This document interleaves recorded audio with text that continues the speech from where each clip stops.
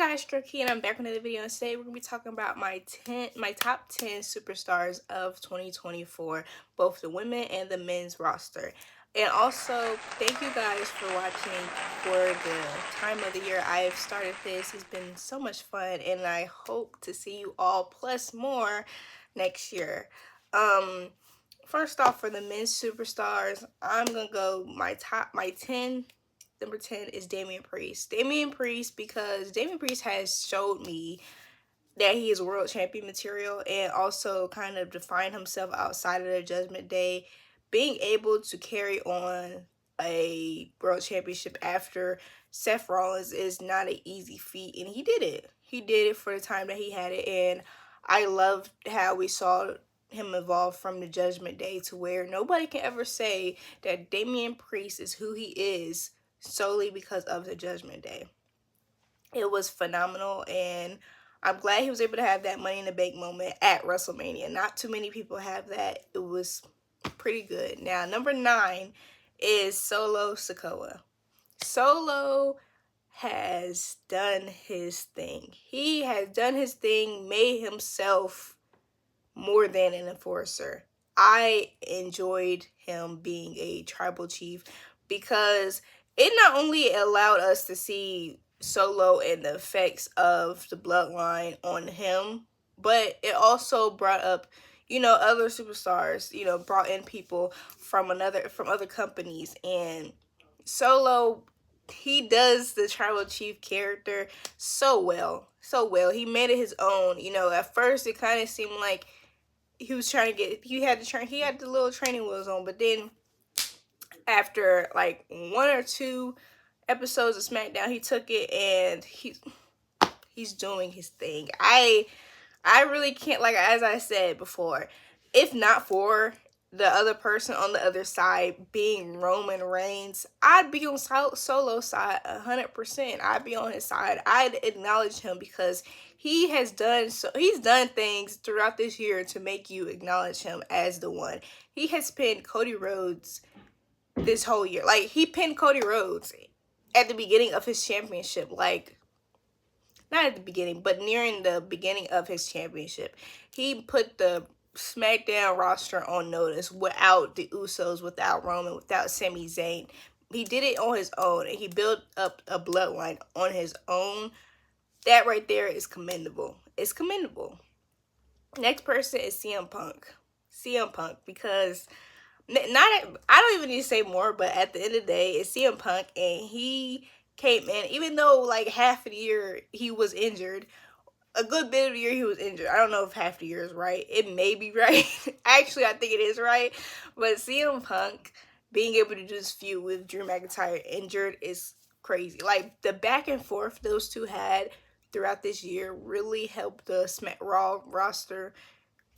It helped the Raw roster a lot out. Now, I'm just excited to see who else he's about to go and, have a feud with, especially with this favor from Paul Heyman. Like, teaming up with Roman Reigns, crazy. Like, I don't think anybody expected that when CM Punk came back. Next person is the final boss, The Rock. Now, The Rock may really irritate me next year just because of the way things may go with WrestleMania, but The Rock gave us some great moments in the beginning of the year. Like, I was thinking about, maybe putting Rock closer to the end, like number 10, but that would be a little too disrespectful, especially because of the fact that he had us throughout the road to WrestleMania. The tag team match was good. The speculation of what he's going to do next is very interesting to me. He's keeping the fact that he's either going to go, or he's going to do both, actually, is this Cody Rhodes thing and then the Roman Reigns thing. Like, that is so interesting to me. And the fact that he's made a final boss character, stepping out of who he was for the longest when it comes to WWE, is he's done some very good work. He done very good work, and I know a lot of y'all don't want to say that about The Rock, and he did not disappoint when it came to the ring. Like, when the bell rung, it wasn't like he was out of breath. He really proved a lot of people wrong. He proved a lot of people wrong and did his thing, and I appreciate it. Next person is Drew McIntyre. Drew McIntyre, he also probably gets hater of the year 100%. And Drew McIntyre also made his this year kind of his, even though he lost. Even though he lost to CM Punk, this year Drew McIntyre did his thing, and he also put in a great deal of sacrifice to entertain us all and to get closer to his goal of, you know, regaining a world championship. Although he did have the World Heavyweight Championship this year. And he had a WrestleMania moment this year. He could have kept that WrestleMania moment, but instead he squandered it. So that's my real thing. But Drew McIntyre did his thing this year, and I appreciate the work he's put in this year. Although he's going against my dudes, I like Drew McIntyre. I love it when Drew McIntyre gets to working and does. He's all up in his head doing some crazy things. I appreciate that. Like, it's some good work. Next person is I feel like without this, the bloodline would have been done with. Finito without him. But Jacob Fatu, and this is like, it's not even a whole year since he's been in WWE, yet he's taken everybody by storm. Like, everyone is thinking of matches to put Jacob Fatu in. He's held it down for the bloodline. He made a scene coming in, like attacking, laying waste to freaking Cody Rhodes, the world champion, and then also having Roman on his neck. Like, that right there is a feat. And the directions Jacob can go, the amount of, you know, people are saying that he could be a Intercontinental Champion. He could be a U.S. Champion. He could be like titled. The fact that people are already putting that on Jacob just shows his work, shows how he's really taking this. The fact that he does a moonsault is insane to me. Like, dude.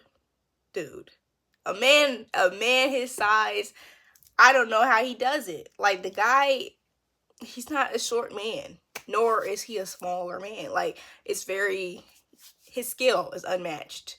I don't know how, like, him and Kevin Owens know how to freaking do what they do in the ring well. I commend it 100%, but I'm so excited to see what is next for Jacob Fatu. Like, what's going on with Jacob Fatu? I'm so interested. I'm so into his career. I loved that they brought him in. I loved it. Next person is Gunther. Gunther one of the workers of the year, you know, put in the time, and also gave us a very interesting side of him. I really like Gunther 100%, and I enjoy the matches he puts on, but also kind of the character that he has so much love for this sport, so much love for what they do. Enjoyable. And y'all know I don't like backing people that don't back up their words. And Gunther, he backs up his words. He calls his shots and he makes them.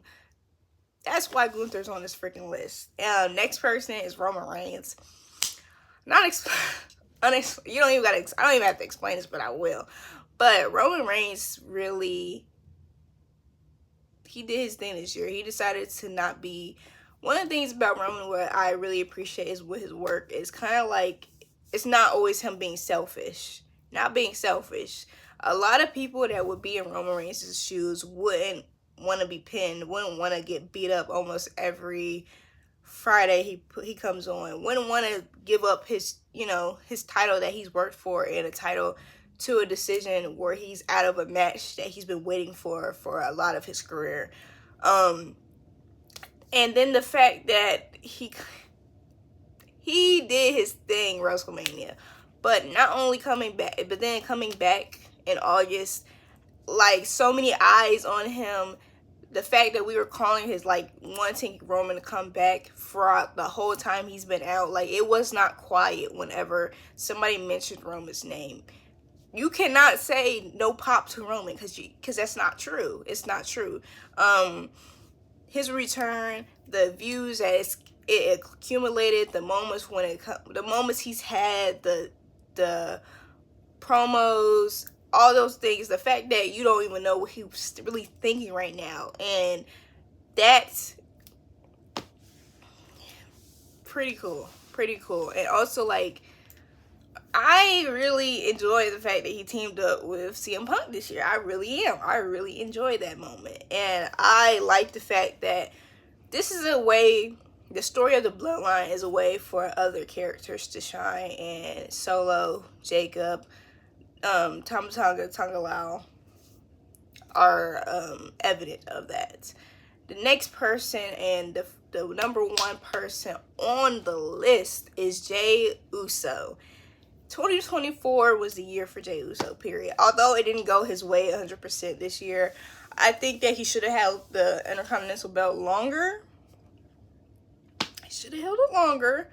But this year was his. This year was his. Although, sure, he didn't have any, like, accolades or whatever. The amount of love he's gotten, the amount of, you know, you see the worth in him. Like, the company can't deny Jey Uso's worth. That's what I mean. He's always put in the work, but it's coming out to, like, fruition, you know. His all the good things, all the good deeds he done did for the business. You see him doing the live events. You see him working constantly. And also the fans' reaction to that work is amazing. Like, everyone is eating. In the beginning, like, 100%, I never thought I would be the one to eat at all. Because it's like, it's 2024. Why are we eating? He has made the word eat not cringy as much. It's not as cringy, you know. It's not as cringy, but also, this is a different type of love he's been getting, and I really think Jey Uso is deserving of that love, because this whole Bloodline story was to make people care about the ones that have been doing the work, the ones that could hold the pressure of being some of the top people. And he showed that. He showed it throughout the year. The whole movements with the lights, the yeeting, everything was freaking cool. And I cannot wait to see what's gonna be next for Jey Uso. I cannot wait to see the other opportunities in the titles he's probably going to get. Like, he was the it guy of the year. The it guy of the year, 100%. You know, sure, title reign was short. He still was the guy, one of the guys of the year. Like, out selling merch like crazy, almost staying on the top 10, and sometimes not even being 2 but 1. Crazy to me. Crazy. Compared to, like, champions selling the merch like hotcakes, man. Selling the merch like hotcakes. But an honorable mention for me would be Carmelo and Andrade. Those men kept SmackDown, the men's SmackDown, they kept it floating. And I wish they had a moment where it was just those two on a PLE. But it is what it is. Next will be the women's. And honestly, I was not really biased in this whole list. But 10 will be Tiffany Stratton. Tiffany Stratton, I appreciated her this year. The moves, I love a good moonsault, you know what I'm saying? I love good moonsault. My favorite wrestler is Naomi. I love good moonsault, but also this thing with her and Nia is really interesting to me. Like, she's made me like her a lot more than I did. She's made me like her a lot more. I really think that she got some potential for real. I really think that she just needs to get a little tad bit better on the mic, but other than that, she has it all. Next will be Lyra Valkyria. The picks from NXT this year, they've done their thing. They've done their thing 100%. Lyra, she really did. I really liked the Queen of the Ring finals. Although her being against Nia Jax setup, she still held her own. And whenever she's in the ring, she's putting her all into the work. And I really hope to see her do more through next year. And honestly, she could be the new women's IC champion. It'll be a pretty solid. She'd be a solid and not real champion. and all because she's going to be. I feel as though she's going to have some more accolades throughout her career, and this is just the beginning. The next person will be Liv Morgan.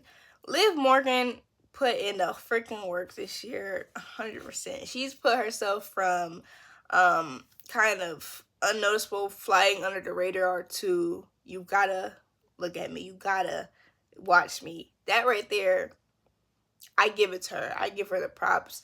The only reason why she's not higher is because of the writing. Because of the writing, 100%. But Liv Morgan, she doesn't like, she's not one of those people where when the bell rings, she goes in the ring. You can see that she's continuously working on her craft, working on the work she's done. And also the fact that she was barely in any matches, that's why she's lower too.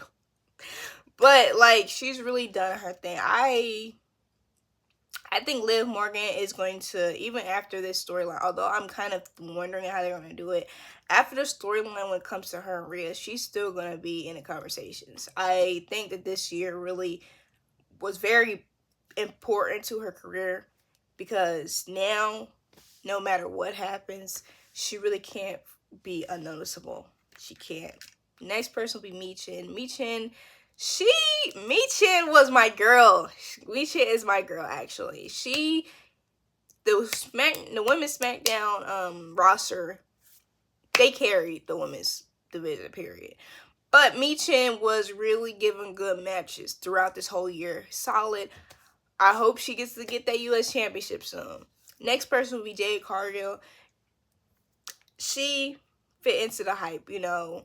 It wasn't all hype with her. She's continuously growing, and hopefully she can get better. I don't know if it's kayfabe or not, but I can't wait to see Jade back on my screen. Her and Bianca really helped elevate the tag team division, and that right there is so important to the women's division, is those those other championships other than the women's championship, because they are what holds it down. They hold it down.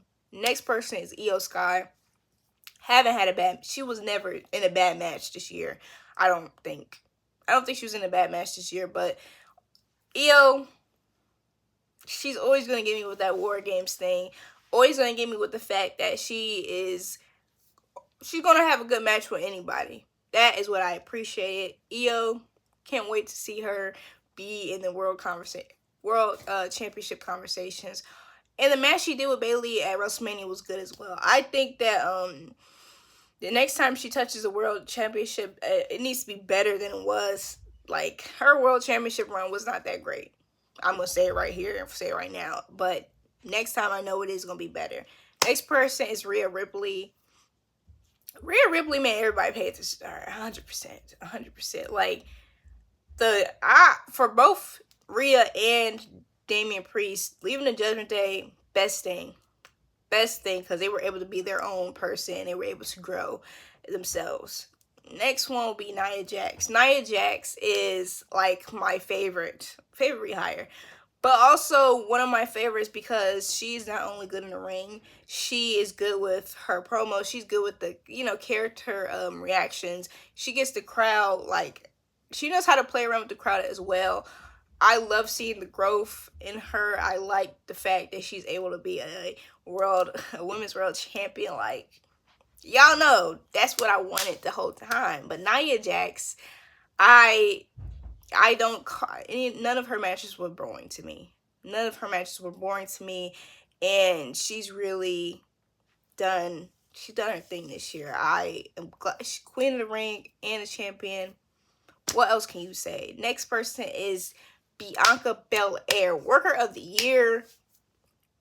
I think she has the most wins for the women's division, and Bianca, along with Jade, again, helped build up the women's tag team division. But also Bianca, she's always the solid person to have in your division. If you have Bianca Belair, you're doing pretty good, and you're already starting off a good division. And Bianca really is always going to work well. She's always going to work well no matter who you're with. And Piper put on great matches, and I appreciate the fact that she's been around people that can really follow up with her and really shine because of the fact that she is a good worker.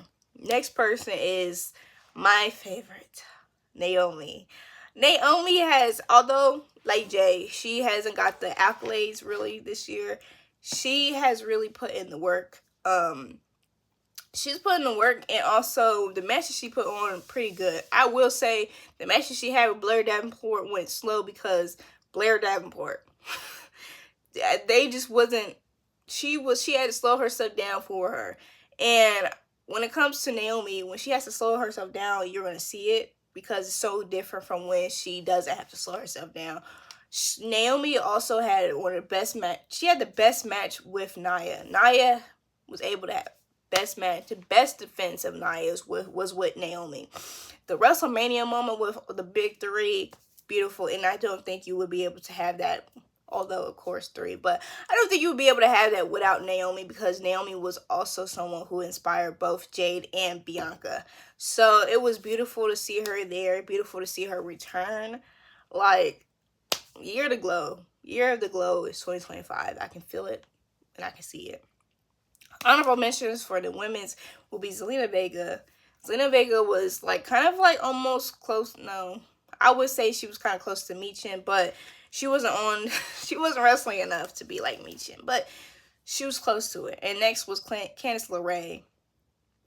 Need I say more? Like, I'm looking for Candice LeRae when it comes to her and this Nia and Tiffany Stratton thing. She may be the reason why Tiffany cashes in, so I'm seated. And I would say when it comes to this year, the best returns will go to Naomi and Roman Reigns. Naomi coming at a Rumble, very fitting for her, but also to see the emotion on her face and get the love from the crowd was amazing, especially because throughout the time she was gone and the way she left, a lot of people were disrespectful to her. A lot of people kind of maybe still disrespectful to her, but she's put in the work, and nobody can deny her skill or her talent. I think when y'all go into y'all feelings, y'all can say whatever you want, but that talent is always going to be there. That charisma is always going to be there. Same thing with Roman. But Roman Reigns gets the best return just because I was there for that. And Roman Reigns had the whole thing on fire. Like, woke everybody up. Everybody was on their feet, standing. Like, that ooh-ah was the loudest thing I've ever heard. And Roman really, he did his thing without. That's the one thing about him, is that really kind of be irritating. Because, like, how dare you? How dare you get so many people, you know, just awaiting your return and then setting the whole place on fire. That's just so disrespectful. But next Thursday, I believe, I'm going to give you guys like a little, my whole year in review when it comes to wrestling. But thank you for watching. Let me know who you guys' top 10 of this year was. And please like, comment, share, and subscribe. I'll see you guys later. Bye.